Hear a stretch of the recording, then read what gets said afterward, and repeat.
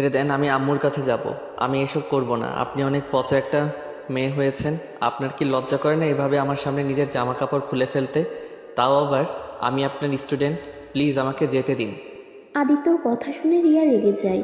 রিয়া আদিত্যর শার্ট ধরে টান দিয়ে খুলে ফেলে দিয়ে আদিত্যকে খাটের উপরে ঠাস করে ফেলে দিয়ে আদিত্যর দুই হাত চেপে ধরে বলল, না, করে না শরম। কারণ আমি তোকে ভালোবাসি। আমার যা আসছে সব কিছুই তোর, আর তোর যা আছে সব কিছু আমার, তাই শরমের কিছুই নাই। আর বেশি কথা না বলে আমার সাথে সায় দে। না, আমি এসব করব না। আমি আপনাকে ভালোবাসি না। আপনি আমার প্রাইভেট শিক্ষক। তার থেকে বড় কথা, আপনি আমার খালাতো বোন হন। আমি আপনার সাথে এসব করব না। আমাকে ছেড়ে দেন, না হলে কিন্তু আমি আম্মু আব্বু খালু খালাকে বলে দিব। যাকে ইচ্ছে বলে আগে আমাকে আদর করতে দে, তারপর তোকে দেখাবো কাকে কি বলস। রিয়া কথাটা শেষ করে রিয়ার ঠোঁটের সাথে নিজের ঠোঁট জোড়া এক করে দেয়। তারপর আস্তে আস্তে আদিত্য সব কিছু খুলে ফেলে দেয়। তারপর আস্তে আস্তে দুইজন হারিয়ে যেতে লাগলো সুখের সাগরে। আদিত্য আর নিজেকে কন্ট্রোল করতে পারে না। আদিত্য রিয়াকে আদর করতে লাগলো। আর ওইদিকে রিয়া সুযোগ বুঝে এক হাত দিয়ে ফোন নিয়ে কিছু ফটো তুলে নিল। তারপর ফোনটা রেখে রিয়া আদিত্যর মাথা বুকের সাথে চেপে ধরে রাখলো আর চোখ বন্ধ করে আদিত্যর স্পর্শগুলো অনুভব করতে লাগলো। আদিত্য অনেকক্ষণ আদর করে ক্লান্ত হয়ে রিয়ার বুকের উপর শুয়ে পড়ল। তখনই রিয়া আদিত্যর মাথায় হাত বুলিয়ে দিতে দিতে বলল, কি রে, মজা পাস নাই? নিজেই তো একাই আমার সাথে এত কিছু করে ফেললি, আর তখন এত নাটক করছিলি কেন? আদিত্য রিয়ার কথা শুনে সজ্ঞানে ফিরে আসলে আদিত্য লাফ দিয়ে খাট থেকে নেমে রিয়ার দিকে কান্না কান্না চোখে বলল, ম্যাম, আমি এসব করতে চাই নাই। আমি জানি না আমার ভিতরে কেমন একটা অনুভব হচ্ছিল। আমি নিজেকে কন্ট্রোল করতে পারছিলাম না। আমি নিজের জ্ঞানে আপনার সাথে এটা করি নাই। আরে থাম, এত নাটক করতে হবে না। আমি জানি তুইও আমাকে অনেক অনেক পছন্দ করিস। এত নাটক করা লাগবে না। আমাকে পছন্দ না করলে তুই আমার সাথে এইসব করতে সায় দিতি না। রিয়ার কথা শুনে আদিত্য চিৎকার করে বলল, না, আমি আপনাকে ভালোবাসি না। আর আপনাকে আমি কোনো দিন ভালোবাসতে পারবো না। আমার লাইফে অন্য কেউ আসছে। আদিত্যর কথা শুনে রিয়া অবাক হয়ে গেল। রিয়া অবাক হয়ে আদিত্যকে বলল, কি বললি? তোর লাইফে অন্য কেউ আসছে মানে? তুই কেবল ক্লাস 10-এ পড়স, আর তোর লাইফে আবার অন্য কেউ আসছে? না মানে কিছু না, ভুলে বলে ফেলছি। না, ভুলে না, সত্যি করে বল। না, সত্যি করে বললে আপনি আবার আম্মু আব্বুকে বলে দিতে পারেন। আর আম্মু আব্বু জানলে আমাকে অনেক মারবে। তা কে আছে তোর লাইফে বল, আমি কাউকে বলবো না। আমি রাইসাকে ভালোবাসি। রাইসাও আমাকে অনেক ভালোবাসে। রিয়া আদিত্যর কথা শুনে বুকের ভিতরে চিনচিন করে উঠল। রিয়া রাগের মুখ নিয়ে বলল, ভালোবাসা তোরা কি বুঝিস? হ্যাঁ শোন আদিত্য, তোকে একটা কথা বলি, কান খুলে শুনে রাখ। আমি তোকে ভালোবাসি, আর আমাকে ছেড়ে তুই অন্য কারো কথা মাথায় আনিস না। তুই যদি অন্য কাউকে মাথায় নিয়ে আসোস, তাহলে আমি তোর মাথায় বাড়ি দিয়ে মাথা ভেঙে ফেলব। যা ইচ্ছে করেন, আমি আপনাকে ভালোবাসি না। আর কোনোদিন ভালোবাসবো না। আপনাকে আমি বড় আপুর চোখে দেখি। আদিত্যর কথা শুনে রিয়া রেগে গেল। আদিত্যকে টান দিয়ে খাটে ফেলে দিয়ে আদিত্যর উপরে উঠে আদিত্যর দুই হাত খাটের সাথে চেপে ধরে বলল, আমাকে বড় বোনের চোখে দেখিস, তাই না? অতক্ষণ ধরে যে আমার শরীর নিয়ে মজা করলি, ওইটা কি ছিল? হ্যাঁ, বড় বোনের সাথে এসব করতে লজ্জা করলো না? শোন, তোকে একটা জিনিস দেখানোর আছে। আদিত্য রিয়াকে ধাক্কা দিয়ে ফেলে দিয়ে বলল, আমি কি আপনার সাথে কিছু করতে চাইছি নাকি? আপনি তো আমার সাথে জোর করে এমন করতে বাদ করলেন। ধুর, আমি আর এখানে আসবো না। আমি আম্মুকে বলে দিব আপনার কাছে আর প্রাইভেট পড়বো না। আমি অন্য স্যার নিয়ে পড়বো। কথাটা বলে আদিত্য ওর শার্ট আর প্যান্ট পরতে লাগলো। রিয়া জোরে জোরে হাসতে হাসতে ওর ফোনে সেই ফটোগুলো বের করে বলল, কি বললি? তুই অন্য স্যারের কাছে পড়বি? ওকে, চলে যা। আমিও এসব খালামণি খালুকে দেখিয়ে দেব, তখন দেখবি কেমন লাগে। আদিত্য ফটোগুলো দেখে অবাক হয়ে যায়। আদিত্য রিয়ার পায়ে ধরে কান্না করতে করতে বলল, প্লিজ এই ফটোগুলো ডিলিট করে দেন। আম্মু আব্বু দেখলে আমাকে মেরে ফেলবে। আমাকে বাড়ি থেকে বিয়ে করে দিবে। প্লিজ এসব ডিলিট করেন। ডিলিট করতে পারি একটা শর্তে। কী শর্ত বলেন, আমি শুনবো প্লিজ। তারপরও এই পিকগুলো ডিলিট করে দেন। আপনি তো জানেন আম্মু কতটা ভয়ঙ্কর মানুষ, আমাকে একদম জানে মেরে ফেলবে। রিয়া আদিত্যকে তুলে আদিত্যর চোখের পানিগুলো মুছে দিতে দিতে বলল, উফ জান, কান্না করো না। আমিও চাই না আমার জানটা মার খা, বাট জান, তুমি যদি আমার কথা না শোনো তাহলে তো আমি কিছু করতে পারবো না। আমি মানবো, বলেন কী শর্তে আপনি ডিলিট করবেন। 1, তুমি প্রতিদিন আমার কাছে পড়তে আসবে। 2, রাইসার থেকে দূরে থাকবে। 3, আমার কথা মতো চলতে হবে। 4, যখন আদর খেতে ইচ্ছে করবে বা তোমাকে দেখতে ইচ্ছে করবে তখন তুমি আমার কাছে চলে আসবে। 5, আমাকে অনেক ভালোবাসতে হবে। 6, আমাকে আপনি বলা যাবে না, আমাকে তুমি করে ডাকতে হবে। এখন বলো রাজি কিনা? যদি রাজি হও তাহলে খুব ভালো, আর না হলে এখনই চলে যাবে খালামণি আর খালুর কাছে পিকগুলো। না না, আমি সব রাজি, বাট 2, 4, 5 এই 3টা বাদে সব করতে রাজি। মেন কাজগুলো বাদ দিলে তোকে দিয়ে আমি কি করবো রে? আমি জানি না, বাট জানি এই 3টা জিনিস মানতে পারবো না। ওকে, বুঝেছি কি করতে হবে। কি করবেন? আমার মনে হয় এসব খালামণি খালুর সামনে নিয়ে দেখাতে হবে। আদিত্য রিয়াকে আটকিয়ে বলল। না না, এমনটা করেন না, আমি আপনার ছোট ভাইয়ের মতো। প্লিজ, ছোট ভাইকে এভাবে ব্ল্যাকমেল করতে পারেন না। চুপ, তুই আমার জামাই লাগোস, তুই আমার ভাই না। ওকে জামাই লাগি, তাও আম্মু আব্বুর কাছে এইসব পিক দেখায়েন না। আপনার 2টা পায়ে ধরি। আমি তো দেখতে চাচ্ছি না, তুই তো আমাকে দেখাতে বাধ্য করছিস। আমার শর্তে রাজি হয়ে যা, তাহলে আমি ওইসব পিক খালু খালামণিকে দেখাবো না। ওকে সব মানবো, বাট 2টা প্লিজ। এইটা সম্ভব না, আমি রাইসাকে অনেক ভালোবাসি। ওকে ছাড়া আমি কাউকে ভালোবাসতে পারবো না। ও, তাহলে আমিও তোকে বাঁচাতে পারলাম না রে, কারণ তুই আমার না হইলে অন্য কাউকে হতে দিব। এতটা মহান আমি না রে। ওকে সব বুঝলাম, শুধু একটা কথা মনে রাখবেন, আপনি রাইসার সাথে আমাকে দেখা করার কথা বন্ধ করে দিতে পারবেন, কিন্তু আমার মন থেকে ওকে কখনো ছাড়িয়ে দিতে পারবেন না। আদিত্য কথাগুলো বলে রুম থেকে চলে গেল। রিয়া খাটে বসে পড়ল। রিয়া অনেক কষ্ট হতে লাগলো। রিয়ার চোখ দিয়ে পানি পড়তে লাগলো। আদিত্য আবার ঘুরে এসেছে, দেখে রিয়া কান্না করছে। রিয়ার সাথে সাথে চোখ মুছে ফেলল। আদিত্য ওইদিকে পাত্তা না দিয়ে ব্যাগ নিয়ে ওই চলে গেল। রিয়া ওর ড্রেস পরে নিয়ে ওয়াশরুমে গিয়ে গোসল করে নিল। আর এইদিকে আদিত্য বাসার ভিতরে ঢুকতেই আদিত্যর আম্মু বলল, কী রে আদিত্য, তোর মাথার চুল এত এলোমেলো কেন? আজও রিয়া তোকে মারছে নাকি? আদিত্য কিছু না বলে সোজা ওর রুমে চলে গেল। আদিত্য রুমে গিয়ে ব্যাগ ঢিল দিয়ে টেবিলে রেখে দিয়ে শরীর থেকে শার্ট খুলে ছুঁড়ে ফেলে দিল। খাটের উপরে পা ঝুলিয়ে শুয়ে পড়ল। আদিত্য চোখ দিয়ে টপ টপ করে পানি পড়তে লাগলো আর মনে মনে ভাবতে লাগলো, রাইসা, আমাকে তুমি ক্ষমা করে দিও। যেখানে তোমায় বলেছিলাম প্রথম তোমাকে ভালোবেসে স্পর্শ করব, কিন্তু সেইখানে আজ অন্য কাউকে স্পর্শ করে ফেললাম। রাইসা, আমি তোমার বিশ্বাসটা রাখতে পারলাম না।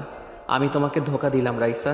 আমি জানি না তুমি কখনো জানতে পারলে আমাকে ক্ষমা করে দিবে কিনা। আদিত্যর কথাগুলো মনে মনে বিড়বিড় করে বলছিল আর কান্না করছিল। তখনই আদিত্যর আম্মু আদিত্যর রুমে এসে দেখে আদিত্য শার্ট ফ্লোরে পড়ে আছে আর পা ঝুলিয়ে শুয়ে আছে। আদিত্যর কাছে এসে দেখে আদিত্যর চোখে পানি। আদিত্যর আম্মুকে দেখে তাড়াতাড়ি করে চোখের পানি মুছে উঠে বসলো। কি হয়েছে আদিত্য? রিয়া তোকে বেশি মেরেছে নাকি? না। তাহলে কান্না করছোস কেন?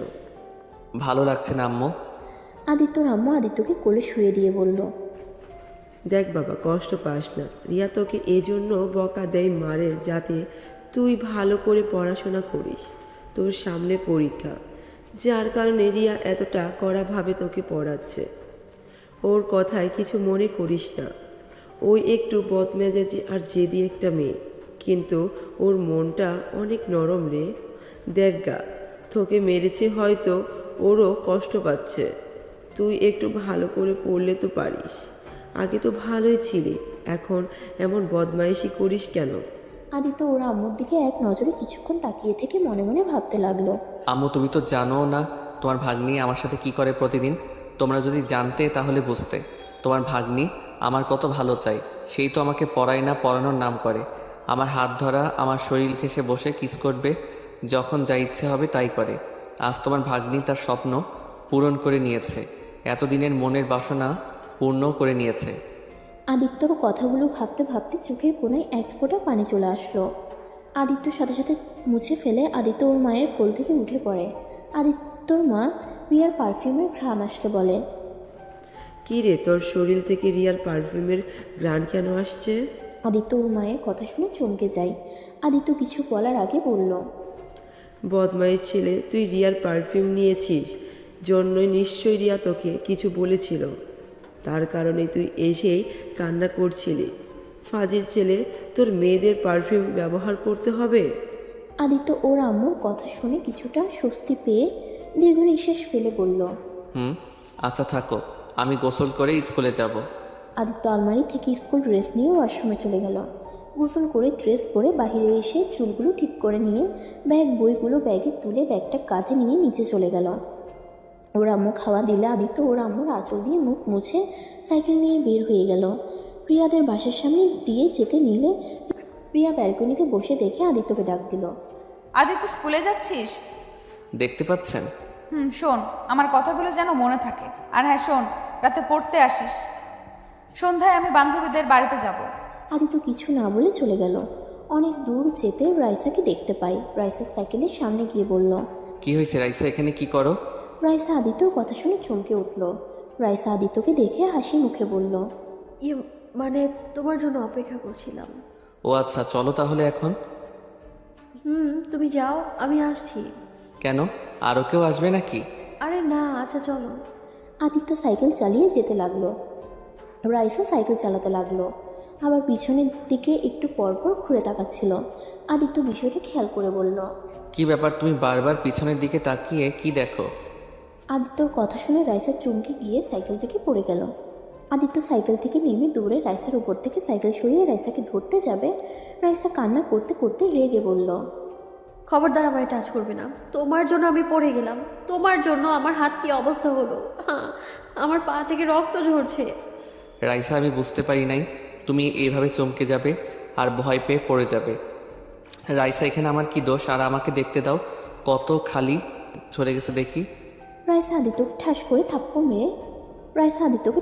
থাপ্পড় মেরে ধাক্কা দিয়ে ফেলে দিল। আর রোডের উপরে পড়ে যাওয়ায় আদিত্যর হাতও ছিঁড়ে গিয়ে রক্ত পড়তে লাগলো। আদিত্য নিজের দিকে খেয়াল না করে রাইসার দিকে গিয়ে বলল, রাইসা, আমার ভুল হয়েছে, ক্ষমা করে দাও প্লিজ। দেখি না রাইসা রক্ত পড়ছে তো। রাইসা, আমার হাত ধরে উঠো, ডাক্তারের কাছে নিয়ে যাই, চলো। আমি তোর হাত ধরবো না, তুই আমার চোখের সামনে থেকে চলে যাবে এক্ষুনি, না হলে খুব খারাপ হয়ে যাবে। রাইসা দেখো, আমার উপরে পরে রাগ দেখাও, এখন তোমাকে ডাক্তারের কাছে নিয়ে যেতে দাও। তোমার অনেক ব্যথা করছে আমি জানি, প্লিজ জান, এমন করো না। চুপ কর একদম, তোর ওই মুখে আমায় জান ডাকবি না তুই। তোর মুখ থেকে আমি কোনো কথা শুনতে চাই না, তুই এক্ষুনি আবার সামনে থেকে চলে যা। রাইসা কথাগুলো বলে কান্না করতে লাগলো। আদিত্য আবার ধরতে গেলে আবার আদিত্যর গালে থাপ্পড় মেরে দেয়। আদিত্য গালে হাত দিয়ে ওর চোখ থেকে কয়েক ফোঁটা পানি বের হয়ে গেল। থাপ্পড়ের চোটে ওই রাস্তা দিয়ে রনি নামে ওর ক্লাসমেট এসেছে। রাইসার দিকে হাত বাড়ালে রাইসা ওর হাত ধরে এর সাথে চলে যেতে লাগলো। আদিত্যর কষ্টটা আরও বেড়ে গেল, কারণ রাইসা বেশ কিছুদিন ধরে শুধু রনির দিকে তাকিয়ে থাকে, ওর সাথে হেসে হেসে কথা বলে, যেটা আদিত্যর একদম পছন্দ না। আদিত্য রাইসা সাইকেল আর ওর সাইকেল নিয়ে যেতে লাগলো, আর রাইসা রনির কাঁধে হাত রেখে হাঁটতে লাগলো। ওরা সব ডাক্তারের কাছে গেলে ডাক্তার রাইসার ক্ষত জায়গা পরিষ্কার করে ব্যান্ডেজ করে দেয়। রনি আদিত্যর হাত ধরে আদিত্যকে ব্যান্ডেজ করে নিতে বলে। না, লাগবে না। রনি আমায় একটু বাসায় রেখে আসবে?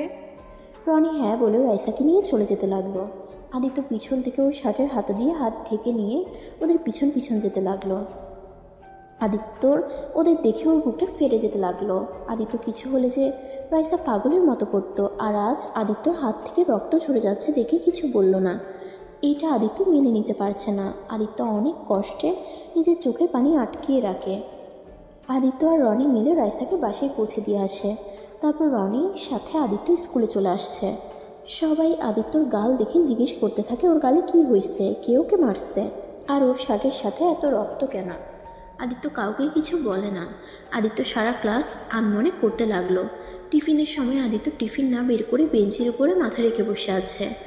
আদিত্যর বন্ধুরা সবাই ওকে খেলার জন্য ডাকলে আদিত্য না করে দেয়। টিফিন শেষ হয়ে গেলে আদিত্য পুরো ক্লাস করে 4টার দিকে বাসায় চলে যায়।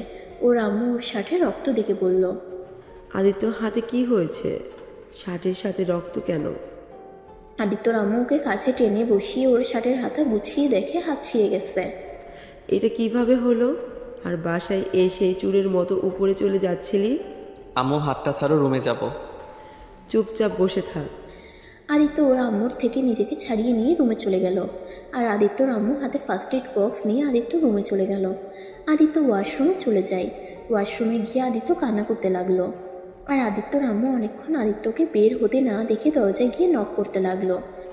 এই আদিত্য, এতক্ষণ ধরে ওয়াশরুমে কি করস?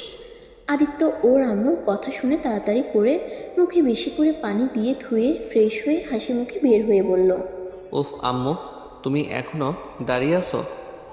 কি রে, তোর চোখ লাল কেন রে? কান্না করলি নাকি? আরে ধুর, কি বলো, কান্না কেন করব? অনেকক্ষণ চোখে পানি দিয়েছি তো, ধুলে গেছিল, তাই লাল হয়ে গেছে হয়তো। আচ্ছা খাটে বসে, আমি ক্ষত জায়গাটা পরিষ্কার করে ব্যান্ডেজ করে দেই। আরে আম্মু, একটু খালি তো ছড়ে গেছে, ব্যান্ডেজ করলে সবাই ভাবে না জানি কতখানি কেটে ফেলছি। চুপ কর, এইটুকুতেই অনেক বড় ক্ষতি হতে পারে বুঝলি, তাই চুপচাপ বসে থাক। আর এটা কিভাবে হলো? আর বলো না, খেলতে গিয়ে লেগে গেছে। একটু সাবধানে খেলতে পারিস না?